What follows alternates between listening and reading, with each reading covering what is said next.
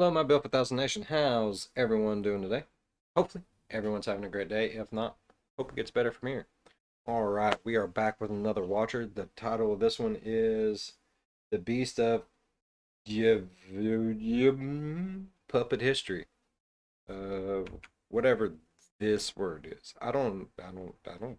All right, let's go ahead and get into today's story. Go ahead, turn them lights down low, put on something comfy, come up with something special. Let's get laugh-tastic. Yeah.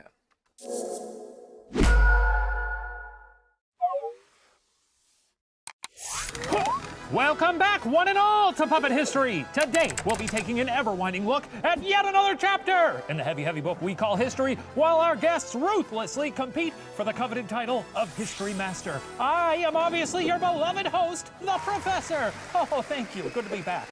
Hello, Professor. Hello, Professor. I am glad to be part of Season 3. Thank you for having me. Ryan Bergara, are you ready? I'm as ready as I'll ever be. Okay. And I'm liking my chances this season. Me too. I'm really rooting for you. I'm sure you are. Special guest Sarah Rubin, are you ready? I am ready. I'm very excited. Then let's crack in. It's Season 3, baby. I'm gonna live forever!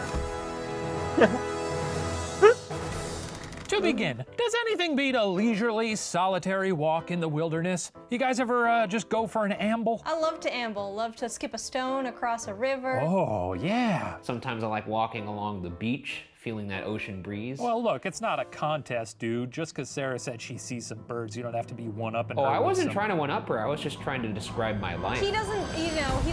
Oh, wait, what's going on there? Who's that? That's my sweet boy. What's wrong, Professor? You don't like cats? You know, most cats I don't like, but I gotta say, that is one beautiful animal. Isn't he perfect? He's gorgeous. You look like a movie villain now, Sarah. I know. I mean, between him and our special guest, these are two of the most attractive beings we've ever had on this show. Oh, stop. This is strange. Stop. Do you two know each other? Well, for physical, mental, heck, even spiritual health, there's nothing more invigorating than a stroll through the countryside. Unless, that is, you're walking through rural southern France, specifically in the middle of the 18th century. That would require time travel and is therefore impossible. And thank goodness for that, because folks, there was a monster in them thar woods. Today, we're talking about the notorious Beast of Gevaudan. Are we talking about a real Gevaudan. beast, or are we talking... It's Gevaudan. Right like that, not like, it's Gevaudan. about like a M. Night Shyamalan's The Village scenario? Well, there's definitely a village here. Spoilers for The Village. If you haven't seen that movie yet, congratulations. You did a good job. Have you guys heard of this beast? No. No, I only know two beasts, Beauty and the Beast and Beast from X-Men. Sure. He's my uncle. Beast from From X-Men? X-Men? Yeah, big guy. What about Cookie Monster? He's a second cousin. We got some pretty freaky family reunions, man. Just a basket of blueberries. Blue Man Group. Yeah, they're all there. Thing about the Blue Man Group, we're technically the same species. They just shave from head to toe. That was good. Monsters or no monster, France wasn't the happiest place in the mid-1760s. In 1763, the nation signed the Treaty of Paris, signifying their defeat in the 7 Years' War against the British and the Prussians. The war left France in financially dire straits. And in this post-war slump, not many French folks were poorer, more isolated, or busier farming for their very survival than those in the province of Gevaudan. Sounds familiar. Gevaudan? No, what those people were going through. Oh, working nonstop to remain alive? Yeah. There's going to be some parallels in this story. That's cool. I mean, because people come to the show for escapism, so I like that you went completely in the opposite direction. Yeah. Sorry, everybody.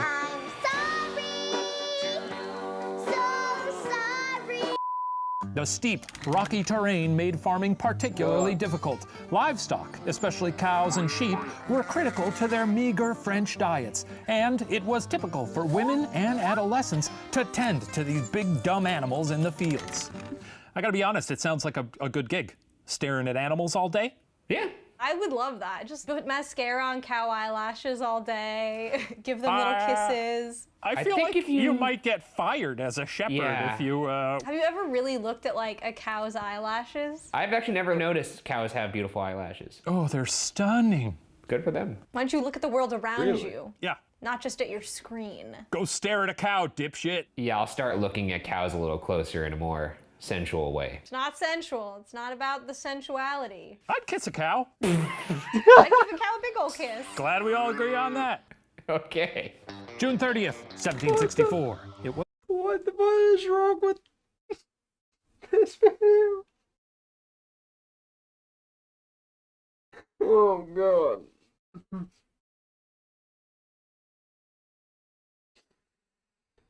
Oh, fuck a duck. a Saturday, but for 14-year-old Jean Boulet, it was still a work day. She was watching her family's sheep in the hills to the east of Gevaudan, alone, with only the animals to keep her company. Suddenly, Boulet was in the presence of some sort of creature? A beast, if you will? Well, shit. now, folks, if you know beasts, you know they're out here snacking and attacking, which is what it did. And so, Jean Boulet became Little Red Riding Hood got eaten. a beast buffet. Now, we don't know if she put up much of a fight, but in the end, she hadn't stood much of a chance anyway.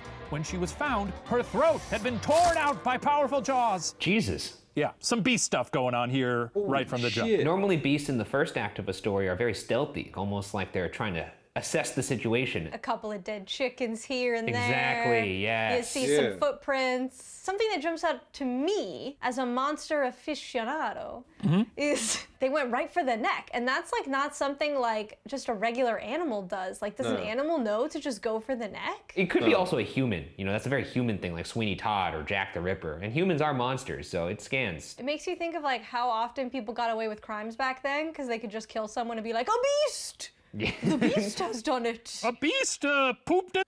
A wolf. It was a wolf attack. I seen it. It came in and grabbed her by the like that and ran away. That's what happened. Don't look into it. See, there's hair. There's wolf hair. Trust me.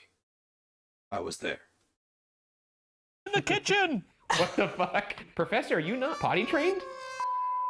Unfortunately for the French peasantry, these sorts of things were not entirely unexpected. Those tending flocks and herds were isolated and vulnerable. Oh, our first question of the season. What made the shepherds of rural France especially vulnerable to attack? A, it was illegal for them to own guns. B, they carried raw meat to cook for lunch in the fields. Or C, shepherds used urine from dogs in heat to encourage sheep to mate. I want to say, fuck it, D, all of the above, because all of them sounds freaking plausible. We're throwing caution to the wind this season, people. We're going big or going home. Like, we're in it to win it. I want to say D, all of them. I don't think they was allowed to own guns. I think they probably did take raw meat with them, build them low fires, and it was like what they did. And I imagine they'd get hungry, so yeah. And I would imagine there was probably dog pee somewhere, and they was probably in heat. Wow, this is really hard, actually. Were there guns in the 1700s? Yes. Ryan, what have you put? I'm gonna go with C, pungent piss. Okay. Sarah? Hey, no guns for you. No guns allowed. Oh, first history point of the season to Sarah! Thank you, Professor. That's right, the law prohibited anyone from owning firearms except the aristocracy, meaning those tending flocks had, if I'm calling bullshit. He's showing favoritism to her. I think they're having relations in some way. I don't trust none of it from here on out. they were lucky, only a staff to protect them. Your only real hope against a predator was that a bonk on the noodle would send the ravenous, bloodthirsty fiend packing. Not the best form of defense, I guess. I mean, Donatello had a Hey, I would knock the living fuck out of something with a stick. You give me a big enough stick, I believe you're going to be hurt. I will. I'll break in and start stabbing you if I got to. I don't care. staff, and he handled himself pretty well. Not as well as the other dudes, though. Yeah, you can't bring a stick to a monster fight. I would use the stick to poke out the eyes, and then I'd trip it. You tabletop it over a shepherd. Yeah. As one of the world's leading cryptozoologists, that's a hard word to say, I don't think I nailed it, but I'm not going to do it again. I would throw the stick to try to befriend it, because I feel like most cryptids are nice. That's a better idea. In essence, no one thought poor Jean Boulet's death anything terribly unusual. I don't think cryptids are Usual. She was vulnerable and delicious, and there were wolves. Average life expectancy was only 20 to 25 anyways, weighed down by high infant mortality rate. Sad. So 14 wasn't too bad. Plus, when you had a badass job like staring at sheep in a field all day, you knew you were assuming the risk of being mauled to death.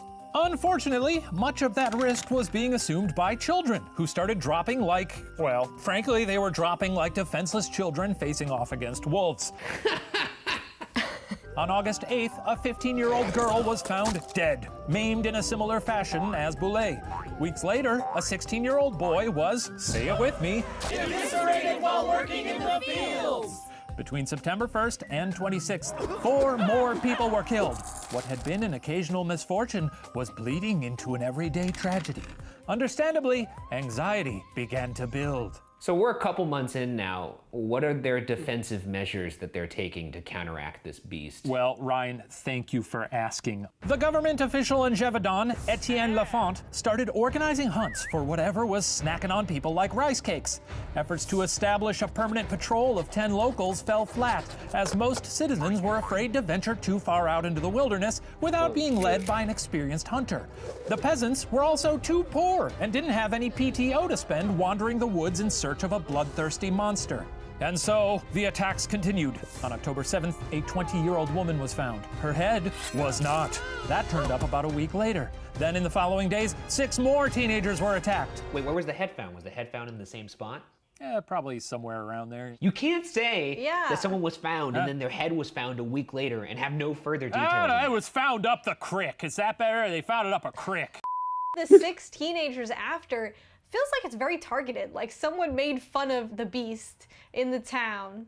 Yeah, the beast feels like rural France's Zodiac killer at this point. Yeah, a little bit. It's too theatrical to be a pack of wolves. Would you guys join the hunt? Yeah, I think I would. Why not? Yeah, I why think it would not? at this point be safer to be on the hunt than it would be to be in the field. Yeah, with a group of people. I don't trust none of it. I'd stay home. Well, I'd feel safe. Yeah. Because now you got 7 sticks instead of 1. That's right. As casualties began to stack up, Lafont began to get upset with the residents. Why?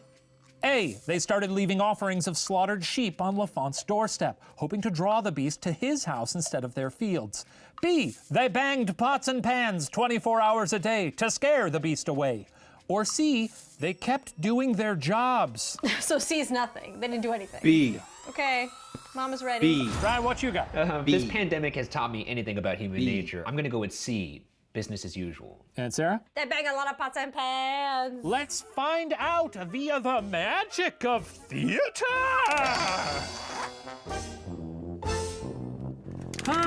Another day, another dollar to be earned. It's sounding a little German.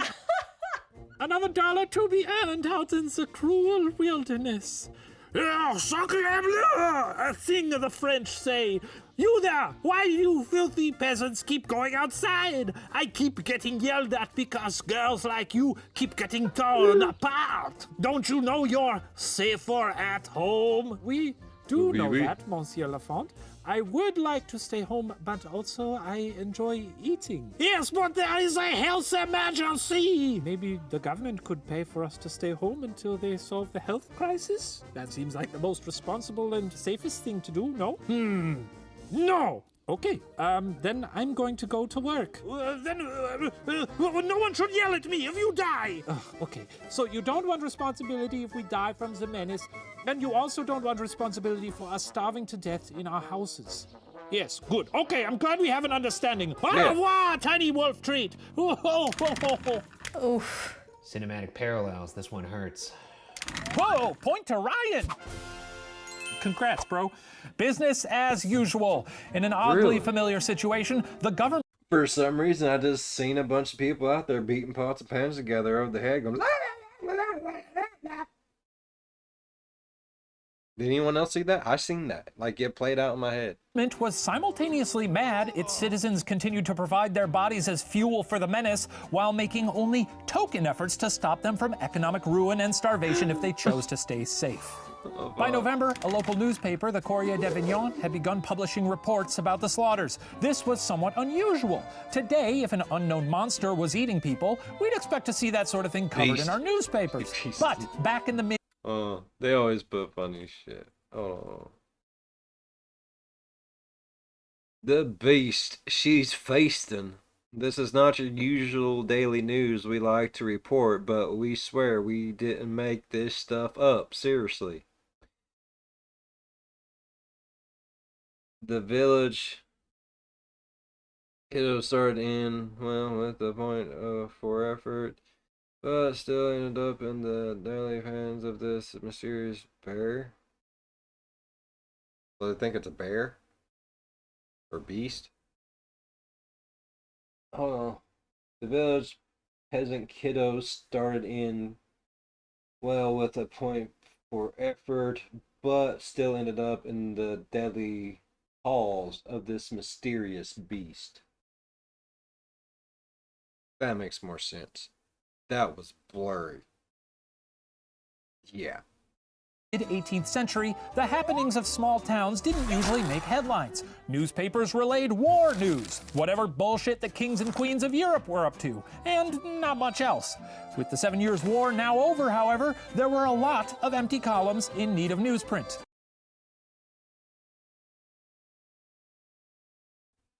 Had begun publishing reports about the slaughters. This was somewhat unusual. Today, if an unknown monster was eating people, we'd expect to see that sort of thing covered in our newspapers. But back in the mid-18th century, the happenings of small towns didn't usually make headlines. Newspapers relayed war news. It's been going on for what, like 7-ish years now? Whatever bullshit the kings and queens of Europe were up. Royal fuckaboutery. You won't believe what these inbred coons are up to now.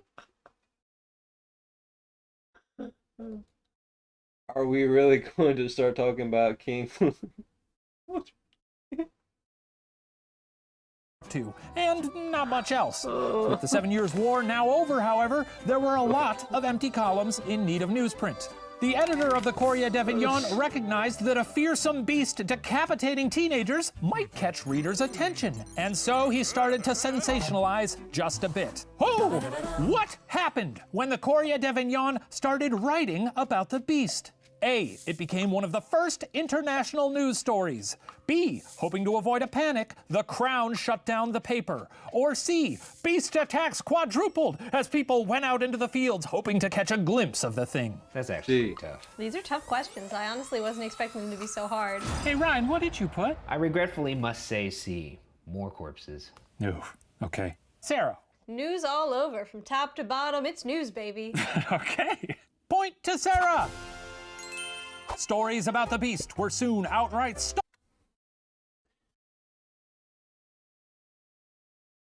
He's doing it on purpose now. I'm just saying. stolen from the Courrier d'Avignon and republished in the papers of Paris, England, Amsterdam, Prussia, Germany, basically everywhere. All of Europe wanted to read about these poor French peasants being eviscerated by a ravenous monster.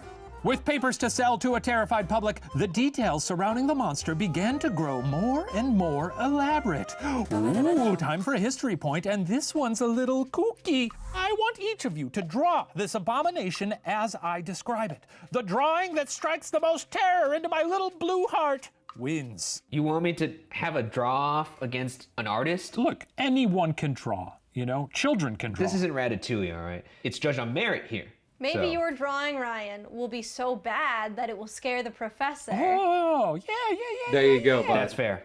According to descriptions of the time, it was enormous. Much larger than a wolf, maybe even as big as a young bull. It had a chest as wide as a horse's and a body as long as a leopard. To top it all off, a long muzzle, red hair with a black stripe, and fiery eyes.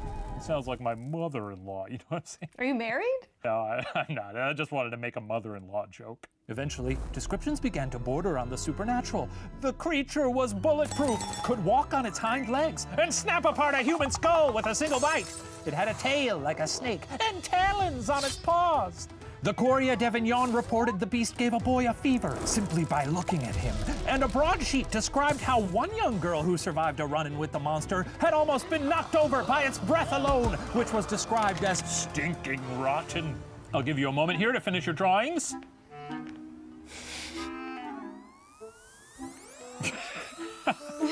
Okay, time to check in on those drawings. You each get as many jelly beans as I poop out in fear. Sarah, let's take a look at yours. Oh! You drew that in such little time. Let me see here. 1, 2, 3, 4, 5, 6, 7, 8 little jelly bean poops for Sarah. And Ryan, let's take a look at yours. It's a middle finger. You're telling me to go fuck myself. Now, I thought this was a family program. This is a family program. You get one.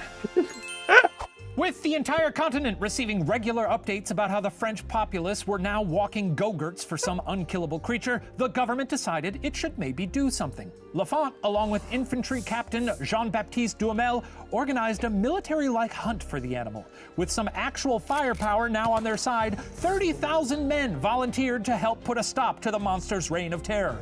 For the soldiers, hunting this scourge was going to be a way to redeem themselves after the humiliating loss of the 7 Years' War. Maybe they couldn't defeat Britain and Prussia, but they could definitely take down a wolf or whatever, right? Not so right! The hunters failed to stop the beast. They set out poisoned bait and resorted to more and more theatrical ways to draw out the monster. So, which of the following tactics did authorities not use to lure the monster? A. Sending military men out in the fields in drag. B. Dressing lambs up in bonnets and girls' clothing and tying them upright in stakes. Or C. Putting lipstick and wigs on a bull so it looked like a sexy lady monster. Ryan, what do you got? I'm gonna go with B because it sounded painful to string up those sheep, and I hope they didn't do that. And Sarah? I'm gonna say the lips and wigs. It's just too silly. Some very sound say logic, A. Sarah. And for that, you get a history point because you are correct. Oh, wow. Yeah, they didn't put lipstick on a bull and dress it up like a lady monster, Ryan. I see. Okay. By February 1765, with Lafont and Duhamel. Is it just me, or is anyone else like imagining the old school Bugs Bunny cartoons, where he goes up against like the big old orange monster that looks like a bone, like does like orange and hairy? Yeah, I honestly thought they was gonna put lipstick on something and make it think it was a monster. Duhamel's efforts coming to naught, a famed father-son hunting team, the Denevars, made their way to Gevaudan from Normandy. Having claimed to have already killed 1,200 wolves, Father Jean-Charles was confident he and his boy would not fail. That's a lot of wolves. Why they gotta kill that many wolves? Normandy's probably got just an ass load of wolves up there. Most of like these places weren't developed, so the wolves could just, have their fill. This sounds like paradise. What? I guess if I was a wolf, it'd be paradise. Yes, wolf paradise, certainly. I've said this many times. I think it'd be really cool to be like reincarnated as a wolf. You get to howl at stuff, you get to be naked, you get to pee on stuff. It's fun. Howling as a group sounds like a lot of fun. Yeah. It does sound fun. Hey, wait a minute. Should we try it? 3, 2, 1. Yeah, that felt good. Yeah, that was pretty That chill, did. actually. I enjoyed that. Anyway, I did they too. failed, and then they gave up. By now, the crown was really getting embarrassed at every turn. King Louis XV sent Francois Antoine, his personal gun bearer and bodyguard, to deal with the matter once and for all. If Antoine couldn't kill the monster, no one could, and it would presumably continue to devastate France for millennia. Have these people ever heard of like fire? Fire would be a good thing to use here. Wolf don't like fire. Wolf don't like fire. Wolf, he don't like fire. I mean, unless this beast The hair. does like fire, you never know. He's an arsonist. He's He's sick. got fire eyes. He's got fire eyeballs. Fire ain't gonna fuck with him at all. Antoine tracked through the unforgiving craggy terrain with a group of men and his son. And in September of 1765, they finally came upon what turned out to be a large wolf. Antoine, the mighty murderer, shot and killed the beast, as well as its massive mate and their cute little cub. After more than a year of living in fear, the villagers could finally let out a sigh of relief. Their ordeal was over. Antoine had the wolf stuffed and sent back to Versailles as a prize for the king. So, how did the royal court react upon seeing the dreaded beast? A. Meh.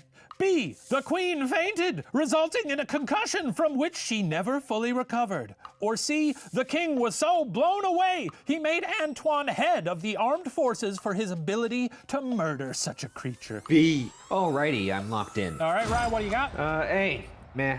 Okay. That just feels like that's the funniest outcome. And Sarah? I said C. Have an army. All right. Well, let's find out. Oh, Your Highness! Antoine has done it. He has slain the beast of Gevaudan and sent its body back here for you. Oh, hell yeah. Can you bring it in? Oh, yeah. Oh, hells yeah, bruh. That's my dude. That's my guy. That's why we call him. Just a sec. It's heavy. It's a heavy. Yeah, here you go. Look at the size of that thing. It's a big, hairy fucker. What? I kind of pictured it being more of a monster. Yeah, it's just sort of a wolf, isn't it? Yeah, it looks that way. Okay, so that area is just being attacked by wolves, right? There isn't any actual beast, is there? Yeah, probably not, sir. Well, we'll just say this problem is now taken care of. Cool? Cool. Give me a kiss. Okay. I feel like a real goober. Point to Ryan! The royal court was pretty disappointed to find that the monster Antoine had slain was just an ordinary wolf, and one that showed no evidence of having consumed human flesh at that. Nevertheless, the king used the opportunity to wash his hands of the whole situation. To him, it was clear the area was suffering from your run-of-the-mill wolf infestation, but since the beast narrative had already been set by the papers, the king went along with the idea that the dead creature before him was responsible. The nastiness of Gevaudan was now solved. Newspapers in Paris and elsewhere stopped reporting about wolf attacks, and the world moved on. Lazy-ass king. Red Riding Hood is no more. Get on with your life. Also sounded like it didn't even eat a lot of people. It was just like tearing their throats out and being like, all right, well, that thing's not moving anymore. It probably just wanted to eat the sheep. That's fair. He sees the human protecting the sheep. It says, you gotta go, teen girl. Say goodbye to your future. For the poor peasants around Gevaudan, however, the attacks continued for another I love her logics, though. 18 months, claiming another 30 to 35 lives, holy shit, before eventually petering out in 1767. They killed 30 to 35 more people after this wolf was presented? It sure did. Did the king do anything, or was he just like... No. Today, no one can be certain what exactly was attacking the peasants of the southern French countryside back in the 1760s. Some claim a subadult male lion was responsible, as many of the wildest descriptions fit a lion more than a wolf. Traveling menageries of exotic animals were fashionable in France at the time. Typical rich French weirdo stuff. It's possible a lion escaped and wreaked havoc in the countryside. In particular, this could help explain why the dang thing was so hard to kill, despite at least a dozen claims of hunters having shot it. I mean, Others have suggested the beast was a hyena, possibly also from a menagerie. Some pointed to the creature's particular affinity for young blood to suggest it might even be a werewolf, which is dumb as hell. Today, the closest thing to a consensus is the same conclusion reached by Louis XV. Wolves. There's a reason so many fairy tales have wolves as the bad guy. Some historians report that during the early modern period, as many as 9,000 people lost their lives due to wolf attacks. Holy Perhaps shit. some particularly brutal attacks, coupled with a newspaper looking to juice up its sales, sparked the imaginations of a beleaguered people. This wouldn't even have been the first time a spate of wolf attacks was chalked up to a mystery beast. In 1634, a furious beast terrorizing the town of Evreux turned out to be a wolf. Same with the 1665 Beast of Gâtinais, and two separate beasts haunting northern France, one in 1743, the other in 1748, both turned out to be wolves as well. In essence, France was the country who cried monster when the culprit usually turned out to be a wolf. That's what happened to all the werewolves. Now we know. I feel like if you're living in the south of France, au sud de Provence, Oh shit. That's gonna be a little jelly bean for Sarah. ooh, okay. Like, I feel like it's so beautiful there and such a wonderful place to live that if there's a risk that I'll get eaten by a wolf, I'll still live there. That's fair. No matter how out of control the narrative spun, we shouldn't forget the real human toll taken during this whole ordeal. So, how many people were murdered by the beast of Gevaudan? Ryan? Oh, I want to say I put 102. 846. Okay. And Sarah? I put 63 and I put it in a big heart. Oh. What, because you loved that they were killed? Yeah. Just, I just like hearts. I thought for a second you were going to be like, I'm a serial killer, and when people get killed. Well, points to Sarah because she is closest by several hundreds. That's good. That's why I wrote that number, because I wanted a happy ending. Now, numbers vary. Yes. Many sources blame the beast for 100 murders, though the New York Times gives the creature credit for as many as 200 That's me, baby. fatalities That's before the 102. attacks finally end. It said 102. That is me. I am ultimate. And mercifully petered out. Well, thus concludes our history lesson. I'm going to go tally the scores to see who receives the coveted cup and the title of History Master. While I do that, please enjoy the special performance from the Beast of Gevaudan. Wow! What? No abacus necessary for this episode. Living in France, out in the country, a little more limited menu than you see in Paris. It's a fucking Got parade. no filet mignon, got no beef bourguignon, no bouillabaisse or creme brulee or charcuterie. But when the pangs of hunger howling in the gut burst, stronger fangs come out, and then I learn to munch on the terrified French. It's like a talking head song. French heads, I've eaten them nightly. Bon appetit, mon frère, no need to heat, I'll eat them rare. French heads, season them lightly. A Bordelaise from Claire, a pinch of pepper on Pierre. Call me beast, call me monster. Just don't call me late when I take the young shots in the meadow alone. Go on and shame me, but you made me. It's what you get when you hang with a wolf in the quiet low valleys of the ecotone. I realize it's reckless, but this wolf is feeling packaged. If you don't protect your neck, it's chopped out far and wide. French heads, they're oh so young. Paprika dusted, golden a side of stew with Genevieve. French heads, go eat my dummy. And for below them, no thanks, uncle, I'll take the check, please. Is this guy going on tour? That was incredible. That was. What? Hey, John! That was the best little ditty yet of season 3. We have just begun, so I mean. Dropping performance! Now, let's see how we did. You guys are never going to believe this, but this week's History Master is Sarah Rubin! Go and fetch the coveted cup, which you have so rightly earned.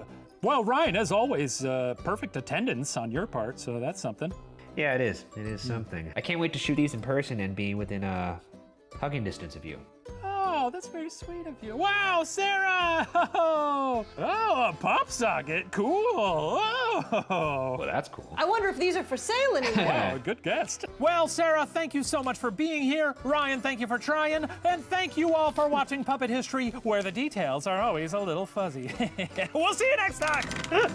Paprika dusted, golden Where the details are a little. Oh, I love puppet history. I really do. I like to smile. I also like to move my body. And when I can smile and move my body, that's a good day. Alright. If y'all enjoyed today's story as much as I did, please go down there and leave a like. If you're a fan of a spooky, scary, strange, and things that make you laugh, think about subscribing. I do all of it. I don't care. I like it. I have fun. We have fun here. Come on down. Join the fun. As always, be good to one another. I'll see you in the next one. Bye-bye. Wow, wolves were really that. So, like, Red Riding Hood and shit like that. That's, like, real life day shit back then. Like, where's everyone at? It's the wolf ate them. The wolf. It was the wolf. The wolf. Did it all, people. The wolf did it all, people. Telling you, don't trust the wolf. Hungry like the wolf. There's a reason why there's a song.